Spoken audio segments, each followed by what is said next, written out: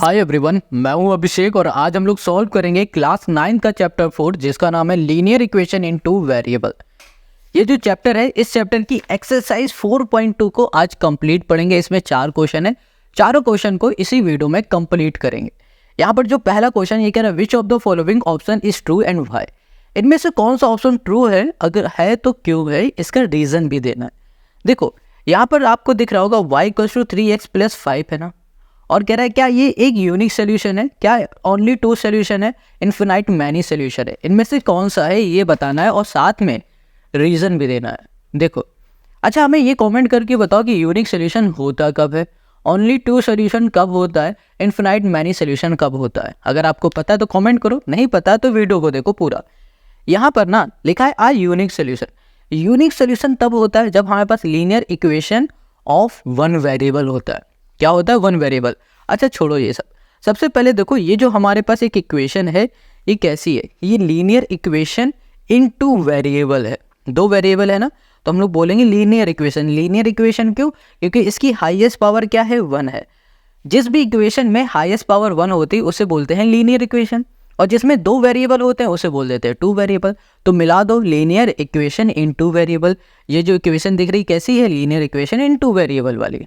ठीक है, अब यहाँ पे लिखा है इसमें से कौन सा ऑप्शन सही है। तो देखो यूनिक सोल्यूशन तब बनता है जब हमारे पास linear equation in one variable होता है, तो ये तो नहीं होगा। अब ओनली 2 सोल्यूशन कब होता है?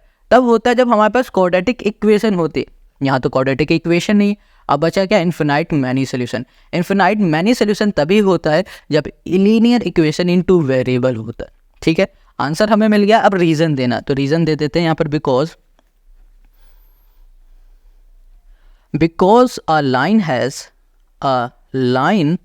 has infinite many, यहाँ कर दिया many points, बस इतना ही करना है। and each point is a solution of a linear equation। Linear यहाँ कर दिया हमने इक्वेशन इन टू वेरिएबल। ठीक है, बस यही बताना था और यही हो गया इसका हमारा सोल्यूशन। अच्छा कहो तो एक एग्जांपल दे देते। देखो ये हमारे पास लीनियर इक्वेशन है, इसको लिख लेते हैं पहले सही से। 3x लिखा प्लस 5 कर दिया। अब देखो y हमारे पास क्या है, y हमारा प्लस का इक्वल के इस साइड आ जाएगा, माइनस का y हो जाएगा, माइनस y इक्वल्स टू यहाँ पर 0। अब इसे और अच्छे से लिख दिया, 3x प्लस माइनस वाई कर दिया प्लस 5 कर दिया इक्वल्स टू 0। अच्छा ये करने की ज़रूरत नहीं है, ये हम आपको बस समझाने के लिए बता रहे हैं। मान लिया हमने x की जगह पे पहले 0 पुट कर दिया। क्या पुट कर दिया? 0। तो देखो x की जगह पे 0 होगा तो ये पूरा 0 बन जाएगा, यहाँ पर हो जाएगा माइनस वाई, और ये हमारा इक्वल के इस साइड चला जाएगा तो माइनस से हो जाएगा प्लस, तो y की वैल्यू हमें क्या मिल जाएगी? 5। तो जब हमने x की वैल्यू 0 पुट की तो y की वैल्यू हमें क्या मिल गई? 5 मिल गई।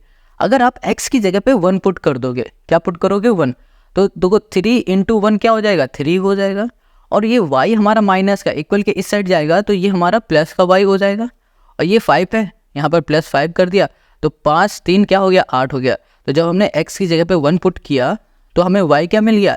8 मिल गया। तो आप कोई भी वैल्यू पुट करते चले जाओगे तो आपको रिजल्ट मिलता चला जाएगा, इसीलिए बोलते हैं इन्फिनाइट मैनी सोल्यूशन। आप कुछ भी बहुत सोल्यूशन मिलेंगे, आप बस वैल्यू तो पुट करते जाओ, 100 1000 10,000 लाख करोड़ मिलते चले जाएंगे, बस आपको करना होगा। तो ये चीज़ आपको समझ में आ गया ना। चलो अगर ये चीज़ आपको समझ में आ गया ना, तो जो नेक्स्ट क्वेश्चन हम लोग करने वाले हैं ये आप खुद से लगा लोगे। यहाँ पर जो नेक्स्ट क्वेश्चन है ये कह रहा है right 4 solution for each of the following equation. ये 3 इक्वेशन है, इन तीनों इक्वेशन में सिर्फ आपको 4 एग्जाम्पल देने हैं, या फिर बोलो 4 सोल्यूशन देने हैं। ठीक है, जैसे कि अभी यहाँ पर हमने क्या किया, x इक्वल्स टू 0 रखा तो y मिल गया हमें 5, ये पहला सोल्यूशन था, ये दूसरा सोल्यूशन है। ऐसे 4 देने हैं आपको। चलो यहाँ पर जो दूसरा है हमारे पास 2x plus Y equals to 5 दिख रहा है, ये है हमारे पास पहली इसकी प्रॉब्लम। अब इसकी 4 सोल्यूशन देने के लिए आप क्या करो, पहले x की जगह पे 0 पुट करके देखो। तो यहाँ पर हो गया 2, x की जगह पे 0 plus Y equals to 7। 2 into 0 मतलब 0, तो y की वैल्यू हमें क्या मिल गई? 7 मिल गई। तो हमने जब x की जगह पे 0 पुट किया तो y हमको क्या मिल गया? 7 मिल गया। इसको हम लोग क्या लिख देंगे? इसको लिख देंगे 0, 7, ऐसे लिख दिया, बस हो गया। अब ऐसे ही दूसरे में आ जाओ, अगर हम लोग x की जगह पे 1 पुट कर देते हैं, अब यहाँ पर ज़रूरी नहीं है कि आप सिर्फ x में ही वैल्यू पुट करो, आप y में भी वैल्यू पुट करके आंसर ले लो, कोई दिक्कत नहीं। यहाँ पर x की जगह पे हमने 1 पुट किया तो यहाँ पर हो गया 2 इंटू 1, x की जगह पे 1 कर दिया तो 1 आ गया, प्लस y इक्वल्स टू 7, यहाँ पर y इक्वल्स टू 7, 2 1 जो 2 प्लस का इधर आ जाएगा माइनस का 2, तो y की वैल्यू हमें क्या मिल गई, 5 मिल गई। तो जब हमने x की जगह पे 1 पुट किया तो y हमें क्या मिल गया, 5 मिल गया। ये दूसरा सोल्यूशन हो गया। अब तीसरे में आ जाओ ऐसे ही, ओके। तो तीसरा जो सोल्यूशन है हमारा, यहाँ पर x की जगह पे हमने 2 पुट कर दिया तो यहाँ पर हो जाएगा 2, x की जगह पे फिर से 2 प्लस y इक्वल्स टू 7, यहाँ पर y इक्वल्स टू 7, 2 2 जा 4, 4 प्लस का इधर आ जाएगा माइनस का 4, इसको सॉल्व करोगे तो यहाँ पर 3। तो हमने जब x की जगह पे 2 पुट किया तो y हमको क्या मिल गया, 3 मिल गया। अब एक और रख दो, 4 करने हैं तो चारों करो, तो यहाँ पर x की जगह पे हमने 3 कर दिया, ये हो गया 3, यहाँ पर 2 इंटू यहाँ पर आ गया हमारे पास 3 प्लस y इक्वल्स टू 7, तो y इक्वल्स टू हो गया 7, 3 2 जा हो गया 6, ये प्लस का इधर आ जाएगा माइनस का, y की वैल्यू हमें मिल गई 1। तो जब हमने x की जगह पे 3 पुट किया तो y हमको 1 मिल गया, ये हो गई चौथी सोल्यूशन। बस ऐसे ही तो हमें सॉल्व करना है, और कुछ है इसमें बताओ, कुछ भी नहीं है इनमें। अब आ जाओ इसी के सेकेंड वाले पार्ट में, जो इसका सेकेंड पार्ट है उसको देखो। इसमें हमारे पास इक्वेशन है पाई और है हमारे पास x प्लस वाई, ये है x, ये है प्लस, ये है y इक्वल्स टू है हमारे पास 9 है, ये हो गई हमारे पास इक्वेशन। अब इसमें भी हमें वैल्यू को पुट करना है, तो देखो यहाँ पर हम लोग क्या करते हैं, पहले x की जगह पे 0 पुट कर देते हैं। क्या पुट कर देंगे, 0। तो यहाँ पर x की जगह पे 0, पाई इंटू 0 करोगे प्लस y करोगे, यहाँ पर हो गया 9 हो गया। यहाँ पर आ जाएगा हमारे पास y equals to pi into 0 मतलब 0, और यहाँ पर 9, तो y की वैल्यू हमें क्या मिल गई, 9। तो जब हमने x 0 रखा, y हमको 9 मिल गया। अब इधर आ जाओ, अब हम लोग x की जगह पे ना 1 पुट कर देते हैं, तो यहाँ पर हो जाएगा हमारे पास pi into 1 plus y equals to 9, यहाँ लिख दिया y equals to 9, pi into 1 मतलब पाई हो जाएगा और ये हो जाएगा माइनस का, हो गया। तो हमने जब x की जगह में 1 पुट किया तो y हमें मिल गया 9 तो माइनस पाई मिल गया। अब ऐसे इधर आ जाओ, अब हम लोग x की जगह पे 2 पुट कर देंगे, तो यहाँ पर हो जाएगा पाई और यहाँ पर हो गया हमारे पास 2 प्लस y इक्वल्स टू हो गया 9। अब यहाँ पर y इक्वल्स टू हमने कर दिया 9, ये हमारा 2 इंटू पाई क्या हो जाएगा, 2 पाई, इधर आ जाएगा माइनस का, हो गया हमारे पास 2 पाई, ये हो गया। तो जब हमने x की जगह पे 2 पुट किया तो y हमें मिल गया 9 माइनस 2, ये हो गया हमारे पास पाई, ये मिल गया, 3 निकला है। अब चौथे सोल्यूशन पे आ जाओ, तो चौथे में हम लोग क्या करेंगे, यहाँ पर x की जगह पे हम लोग 3 पुट कर देते हैं, यहाँ पर हो गया पाई इंटू 3 पाई हो गया, और यहाँ पर प्लस y इक्वल्स टू 9, यहाँ पर y इक्वल्स टू 9, ये उठा के इधर लिया तो माइनस का 3 पाई, और ये हो गया हमारे पास x की जगह में जब हमने 3 पुट किया तो पाई मिल गया, y मिल गया 9 माइनस 3 पाई। बस ये आंसर हो गया तीसरे का, ठीक है। 4 हमें फाइंड करने थे, चारों हमने कर लिए। अब आ जाते हैं हम लोग, सॉरी ये सेकंड का था, अब तीसरे पे आ जाता है। यहाँ पर है हमारे पास x equals to 4y, x equals to है हमारे पास 4, यहाँ पर हो गया y हो गया, ठीक है। हम लोग क्या करेंगे ना, इस बार y की जगह पे कोई वैल्यू पुट करते हैं। y की जगह में हमने 0 पुट किया तो हमें x क्या मिलेगा, x मिल जाएगा 4 इंटू 0 मतलब क्या हो गया 0। तो हमने क्या देखा, जब y में हमने 0 पुट किया तो हमें x भी 0 मिल गया। अब हम लोग y की जगह पे 1 पुट करेंगे। देखो ऐसा कहीं भी नहीं लिखा है कि आपको सिर्फ x की ही वैल्यू पुट करनी है, y की वैल्यू पुट करनी है। आपका जो मन हो वो वैल्यू, और x में पुट करनी है x में करो, y में पुट करो तो y में कर लो, आपकी मर्जी। अब यहाँ पर ना x इक्वल्स टू हो गया 4, y की जगह पे हो गया 1, 4 1 हो गया 4, तो हमने y की जगह में 1 पुट किया तो x हमको 4 मिल गया। अब हम लोग y की जगह पे 2 पुट करेंगे, तो यहाँ पर हो गया x इक्वल्स टू 4 इंटू हो गया 2, 4 2 हो गया 8, ये हो गया 2, 8 हो गया। अब यहाँ पर y की जगह पे हम 3 पुट करेंगे, तो x इक्वल्स टू 4 इंटू 3 हो गया, तो यहाँ पर हो गया x 3 4 हो गया 12, और यहाँ पर हो गया 3, हमारे पास 12, ये हो गया तीसरे का हमारा सोल्यूशन।